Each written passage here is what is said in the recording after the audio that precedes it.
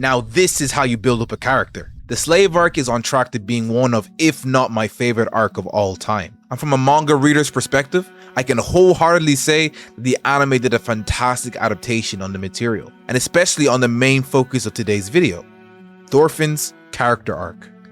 It may be the best character arc I've ever seen put to paper, and despite the clear split in the community on the change of pacing with the story, I believe with these latest episodes, it has completed the perfect cycle of an amazing character, and solidified Thorfinn as one of the greatest protagonists of all time. Vinland Saga does this by taking you through 3 very important moments throughout Thorfinn's life. His story is only fully understood and appreciated when you notice these drops of information displaying as early as episode 1, frame 1. The first scene. The story begins in a quaint, peaceful snow village, and we meet the hero of the story peacefully carrying out his chores for the family. It's a quite happy life. Thorfinn's life up until this point has never extended beyond the island, but that's okay, because he has his family, and more specifically, his father, to keep him happy. The story begins with characters like his father filling him up with pride and optimism. He wears the fact he is a son of Thor's like a badge of honor. His face lights up whenever his father enters the room, and won't take any shame on his father's name when Thor's leaves the room. Thor's is Thorfinn's North Star. It's important for these moments of bliss and happiness to be shown in Thorfinn's life, so we know what it feels like when it's gone.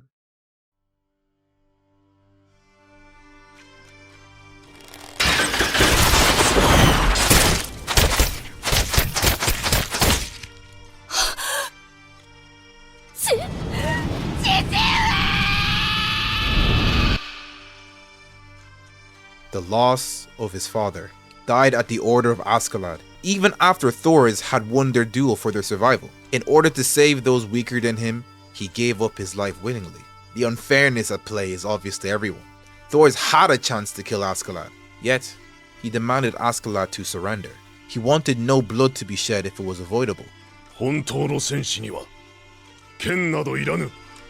This is the honorable selfless man named Thor's the Troll, and Askeladd took advantage of this kindness. Seeing all this, Thorfinn's father's favorite saying to him is ringing in his head: "You have no enemies." But as of right now, that saying didn't make any sense or matter. His dad was dead, and he could have survived if he had just killed Askeladd. And very quickly, the deep love you have for someone turns into a bottomless pit of rage. He must do right by his father the way he thinks he can. Thorfinn agrees to become a mindless killing machine in Askeladd's mercenary group, so that one day he can finally get a shot at killing his father's murderer. At the young age of 5, he trains to beat this fully grown Viking veteran, an almost impossible task, but he'll do whatever it takes. Before Thorfinn even learns to read and write, he's murdering people twice his size, soldiers and civilians alike.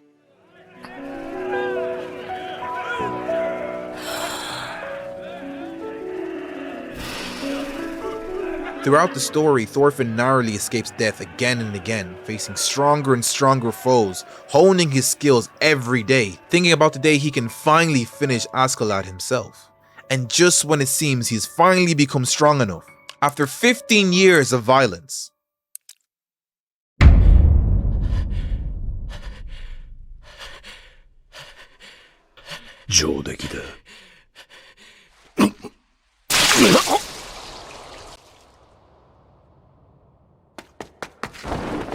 the second scene. Ever since he was 5, he was following orders to do the most gruesome tasks, biding his time to kill Askeladd, and all for an ulterior motive. Askeladd does something so insanely stupid that guaranteed his death, and all Thorfinn can do is watch, as everything he had lived for slips away as the life escapes Askeladd's body. Yelling and screaming about how it wasn't supposed to be like this, Askeladd asks Thorfinn the most important question of his entire life. After I die, what will you do with your life? You're gonna make me go. He commands Thorfinn to get out of this rotten, toxic place and run far away from here. That escaping this hellish place is his true battle, and that's how he honors his father, But if you thought Askeladd was talking about the physical place they were in, you would be wrong, and I'll explain this later in the video. But what you need to know now is that Thorfinn, who was once brimming with rage and fury, now seeing his reason for living gone, he is now hollow.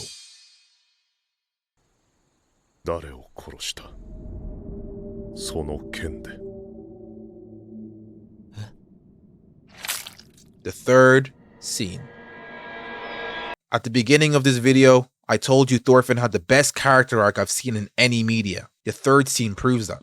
It builds off the previous two pivotal scenes in Thorfinn's life. His story would not have been this amazing if Thorfinn didn't struggle and suffer and experience joy, happiness, fear, anger, confusement, rage, and now nothing.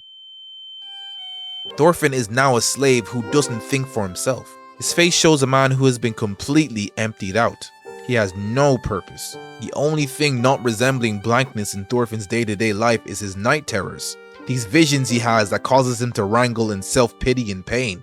But other than that, whether he continues to live like this or dies, it doesn't make a difference to him. He failed in his vengeance and has nothing to show for it. But even when his mind is set on giving up, his body isn't.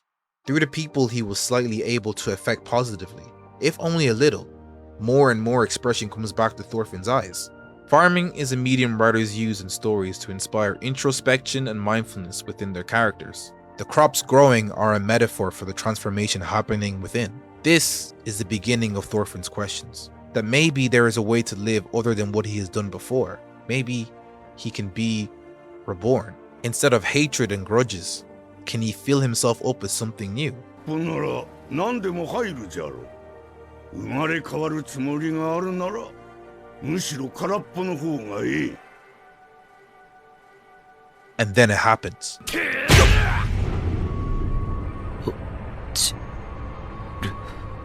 He has finally consciously entered his night terror.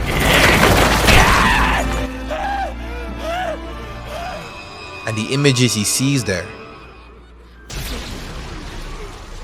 are brutal. Once again, he sees his father repeat the same line to him, but it is too late for Thorfinn. Thorfinn has made the world his enemy. He now sees the realm Askeladd spoke of. The place, a bubbling cesspool of mindless killing and violence. A place where no one really thinks of the people's lives they take. You just kill because you can. War has no true victor or loser. So technically the violence will never ever stop. A place where everyone is your enemy. This was the place Thorfinn's father wanted him to avoid, and the place Askeladd told him to escape from. And right on cue, the man himself appears towards Thorfinn. Askeladd explains all this to Thorfinn, who for the first time acknowledges just how many people he has killed. The civilians and innocents he murdered weigh his conscience down. He's riddled with guilt. Thorfinn won't ever forgive himself. Even if he had good intentions of doing right by his father, he's ruined his name and his father's name. These sins were his punishment and his consequence for living the life of a savage. But that's fine. This whole story before this scene was a build-up to this one epiphany. This was his newfound goal. To make a world where violence and murder weren't the first option when it came to conflict. That is truly how to honor his father. But this was no easy task, especially in the age of Vikings. And almost laughable, seeing as how Thorfinn, until very recently, was the worst kind of person. He must carry these sins everywhere he goes, and try 10, 100 times harder to do good things to outweigh the endless bad things he's done. That is his path and his purpose. This impossible mountain he must climb is not something a weakling can even attempt. A true warrior's path.